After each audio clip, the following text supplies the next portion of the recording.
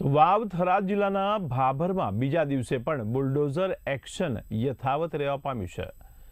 તો વિકાસ પથ બનતા આસપાસ 18થી 24 મીટર સુધીના દબાણોને હટાવવામાં આવ્યા છે.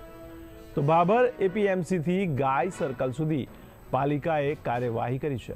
તો સીઓ અને પોલીસની હાજરીમાં બુલડોઝર દ્વારા આ કાર્યવાહી કરવામાં આવી. જોકે દબાણ હટતા દબાણકારોએ તંત્ર પર બેવડી નીતિના આક્ષેપો પણ કર્યા હતા.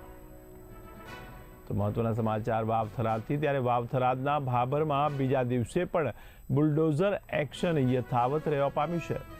તો વિકાસ પથ બનતા આસપાસ 18થી 24 મીટર સુધીના દબાણો હટાવવામાં આવ્યા છે. તો ભાભર એપીએમસીથી ગાય સર્કલ સુધી પાલિકાની કાર્યવાહી કરવામાં આવી, જેમાં સીઓ અને પોલીસ પણ હાજર રહી હતી. ત્યારે સીઓ અને પોલીસની હાજરીમાં બુલડોઝર દ્વારા દબાણ હટાવવામાં આવ્યું. જોકે દબાણકારોએ તંત્ર ઉપર બેવડી નીતિના આક્ષેપો પણ કર્યા છે.